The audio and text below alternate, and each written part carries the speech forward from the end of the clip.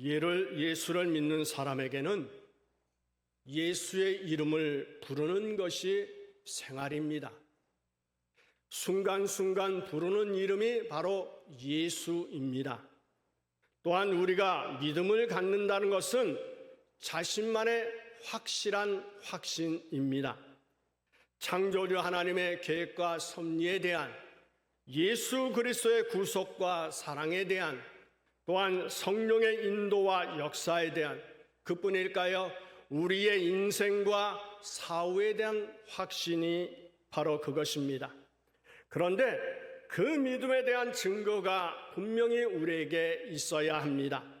눈에 보이지 않는 믿음의 증거라고 하는 것은 자신의 믿음에 대한 확고한 표현이라고 볼 수가 있습니다. 그 표현이 뭘까요? 저는 이렇게 생각합니다. 예배라고 봅니다. 내가 하나님을 사랑하고 하나님을 믿고 신뢰하는 표현이 바로 예배다, 이렇게 생각을 합니다. 예배는 하나님께 영광을 돌리기 위한 것이지만 하나님이 가르쳐 주시는 길을 발견할 수 있고 내가 하나님의 뜻대로 살고 있는가를 알 수 있는 시간이 예배의 시간입니다. 주일 예배도 드리지 않으면서 나는 하나님을 사랑해, 나는 예수를 믿어 라고 말한다면 그 사람은 하나님을 사랑하지도 예수를 믿는 사람이라고 말할 수 없을 것입니다. 왜일까요? 하나님을 사랑하는 사람, 예수를 믿는 사람에게는 성령의 인도하심이 있습니다. 성령께서 가르쳐 주시고 인도하시고 역사하셔서 예배를 통한 기쁨과 소망을 갖게 하시고, 또한 하나님이 얼마나 우리 자신을 사랑하시는지를, 자신이 해야 할 일이 무엇인지를 확실히 알 수 있습니다. 물론 평상시에도 성령의 인도를 받아야 하지만 성령께서 함께 하시는 예배를 안 드린다? 예수를 믿는다고 말할 수 없을 것입니다. 그리고 또 하나는 헌금이다. 저는 이렇게 봅니다. 돈이 너무너무 필요합니다. 그래서 헌금이 아깝게 느껴질 때가 있습니다. 내가 열심히 번 것인데 헌금을, 그것도 10분의 1인 11조를 드려야 해라고 생각이 들 수 있습니다. 그러나 하나님을 사랑한다면서, 하나님을 믿는다고 말하면서, 본인이 하나님의 자녀라고 믿으면서 하나님께 드리는 것을 하지 않는다면 과연 이런 것들이 사실일까 의문이 생깁니다. 여러분, 사랑은 표현입니다. 믿음은 실천입니다. 이런 것이 없다면 믿음이 있다라고 말할 수 있을까요? 헌금을 했다고 안 했다고 해서 구원이 있다 없다라고 단정할 수는 없습니다. 다만 믿음으로 구원은 받습니다. 그런데 하나님께 대한 나의 표현이 없다면 과연 하나님을 사랑한다라고 하는 믿음을 말할 수 있을까요? 믿음이 있다면 예배이든 헌금이든 헌신이든 무엇이든지 합니다. 그러나 믿음이 없으면 가진 핑계와 변명으로 하지 않으려고 합니다. 자신의 믿음의 표현이며 실천을 보여줄 수 있는 예배 드리는 것과 헌금을 하지 않으면서 나는 믿음의 사람이라고 말한다면 과연 그럴까요? 예수의 이름도 마찬가지입니다.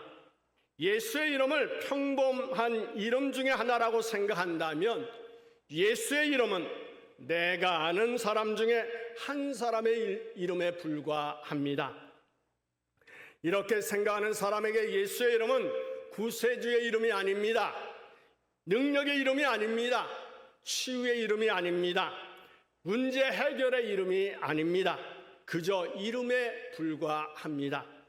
이름이라고 하는 것은 그 사람의 인격이며 신분이며 권위이기도 합니다. 그래서 옛말에도 호랑이는 죽어서 가죽을 남기고 사람은 죽어서 이름을 남긴다라고 하는 말이 있습니다. 우리가 세상에서는 이 세상에 권세 있는 사람의 이름이 분명히 중요합니다. 그러나 하나님의 나라에서는 예수의 이름이 중요합니다. 왜냐하면 예수님은 우리의 창조주이시며 우리의 구속주가 되시기 때문에 바로 그의 이름이 곧 능력이며 권세가 됩니다. 사도행전 2장을 보면 오순절 성령 강림 이후에 초대교회가 어떻게 세워졌고 또 초대교회 성도들의 삶은 어떠한가를 가르쳐주고 있습니다. 그런데 오늘 우리가 읽은 말씀은 베드로와 요한이 어떻게 전도 활동을 하였는가를 자세히 가르쳐주고 있습니다. 오늘 말씀을 자세히 살펴보면 비록 예루살렘 교회가 세워지기는 했지만 사도들이나 당시 성도들의 이 의식 구조 속에는 아직도 구약적 형식에서 완전히 벗어나지 못하고 있는 것을 짐작해 볼 수 있습니다. 당시 사람들은 예수님의 죽음과 부활을 믿고 체험했으면서도 이 생활 패턴은 유대교적 잔재가 그대로 있는 과도기적 현상이었다, 이렇게 볼 수가 있습니다. 왜 그럴까요? 당시 예루살렘 성전에서 하루에 3번씩 기도하는 것은 유대인들의 전통이었습니다. 우리 한국 시간으로 보면 오전 9시, 12시, 오후 3시 이렇게 3번 성전에 기도하는 전통이 있었습니다. 복음이 아직 예루살렘에서만 전해지고 있었고 새로운 기독교의 복음을 듣고 교회를 세운 사람들도 보면 모두가 유대인들이었습니다. 당시만 하더라도 유대교인들과 기독교인이 섞여 있었기 때문에 확실히 구별할 수가 없었습니다. 예수를 믿으면서도 유대교적 전통에서 머물러 있는 사람들이 많았고 사도들도 유대교와 완전히 결별을 하지 못한 것으로 보여집니다. 예수님께서 성전이 자신으로서 바로 십자가를 지시고 인간의 구속을 완성하셨기 때문에 이제는 더 이상 성전 제도는 필요가 없습니다. 성전은 오실 그리스도의 모형으로서 이미 그 기능이 상실된 상태였습니다. 그럼에도 불구하고 과도기적 현상이 있었으므로 베드로와 요한도 규례를 따라서 기도하러 갔습니다. 왜 그랬을까요? 성전은 기도하는 집이기 때문에 그렇습니다. 오늘 본문의 말씀을 기록한 누가는 아주 정확하게 베드로와 요한이 제9시 기도 시간, 그러니까 오후 3시 기도 시간에 성전에 올라갔고 그러면서 가는 도중에 나면서부터 안진병이 된 사람과 만난 사실을 자세히 설명하고 있습니다. 누가가 이 본문에서 설명하라는 중심은 하나님의 구원 운동이 베드로와 요한을 통해서 구체적으로 어떻게 전개되었는가를 증거하려고 하고 있습니다. 물론 오순절 성령 강림 이후에 여러 이적이 행해졌지만 안진뱅이를 고치는 것이 첫 번째 이적도 아니고 가장 큰 이적도 아닙니다. 그럼에도 불구하고 이 장면을 아주 자세하게 다루는 이유는 무엇일까요? 이 사건으로 말미암아 처음으로 사도들의 행동이 유대 관리들의 주목을 받게 되었기 때문이라고 하는 것입니다. 또한 이 사건 때문에 새로운 종교, 다시 설명하면 기독교에 대해서 유대교의 반대가 표면화되기 시작했기 때문으로 볼 수 있습니다. 이 사건이 계기가 되어서 유대교와 기독교가 서로 다르다라고 하는 분기점이 되었습니다. 그렇기 때문에 오늘 본문은 단순히 흥미있는 사건의 기록이 아니라 사도행전에 있어서 아주 중요한 부분이라는 사실을 우리는 알아야 합니다. 의식적인 종교에서 그리스도를 증거하는 생명 있는 종교로 전환이 되었다라고 하는 것입니다. 그러므로 그리스도를 증거하는 것은 담대한 것이며 이 기독교는 의식적인 제사 종교가 아니라 믿음으로 말미암아 의롭게 되며 구원을 얻는 생명의 종교인 것을 온 세상에 선포하게 되었습니다. 여러분, 기독교는 의식의 종교가 아니라 생명의 종교입니다. 믿음으로 말미암아 의롭다함을 얻는 종교라고 하는 사실입니다. 예수님께서 처음 예루살렘 성전을 방문했을 때 너희가 이 성전을 헐라 내가 사흘 동안에 일으키리라 이렇게 말씀하셨습니다. 예수님은 이미 성전된 자기 육체를 가리키며 십자가에서 죽으셨다가 3일 만에 부활하실 것을 예언하셨습니다. 사실 예수님의 예언이 이루어졌기 때문에 보이는 성전은 더 이상 필요가 없습니다. 지금 우리가 있는 곳도 성전이라고 보기보다는 예배당입니다. 신약시대의 이 풍성한 은혜의 시대가 열리게 된 것입니다. 이제는 자기 의로 구원받으려고 하는 사람은 어리석은 사람입니다. 율법을 지킴으로 구원받으려고 하는 것도 어리석은 발상입니다. 의식을 행함으로 종교적 욕구 충족으로 구원을 받으려고 하는 것도 어리석은 것입니다. 기독교가 세속화되고 변질되어 갈 때는 언제든지 하나님의 말씀을 믿는 믿음, 그리고 성삼위 하나님을 믿는 믿음에서 떠나 성령의 역사가 없이 어떤 의식을 통해서 욕구를 충족함으로써 구원받으려는 운동이 일어나는 것을 볼 수가 있습니다.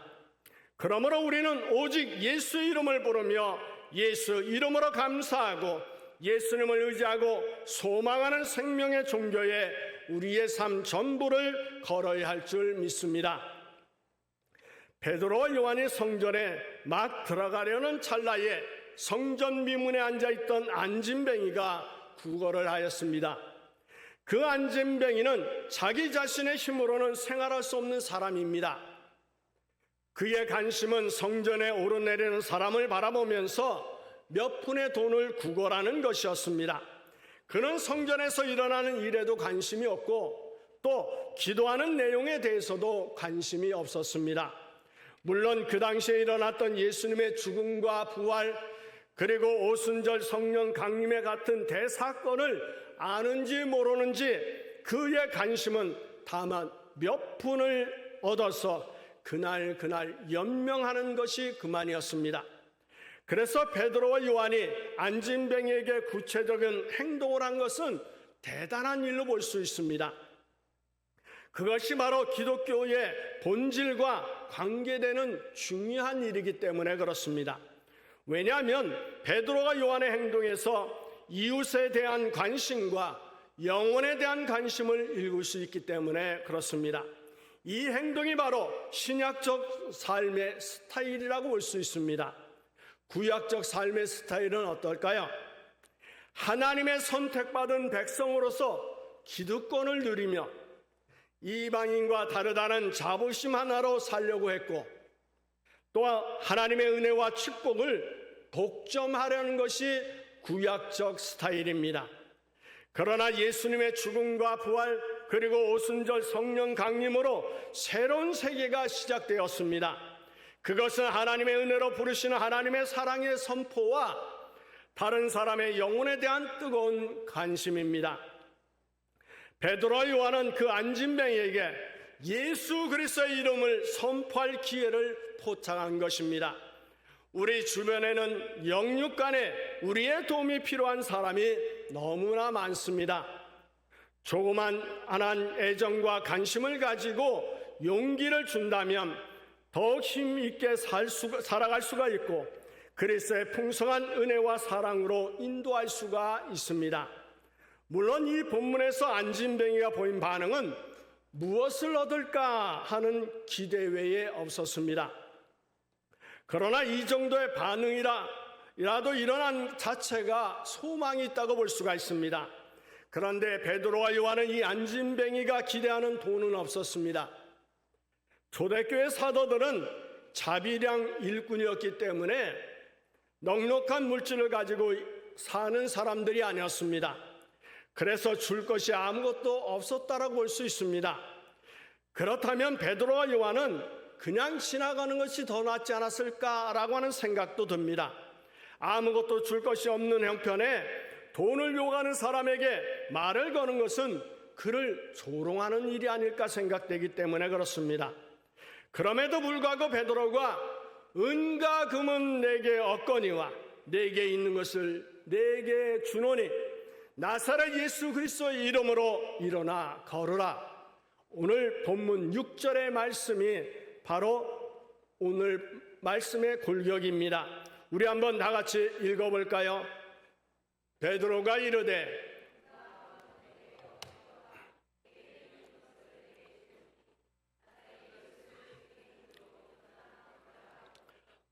여러분에게 아무것도 없어도 예수의 이름이 있기를 바랍니다.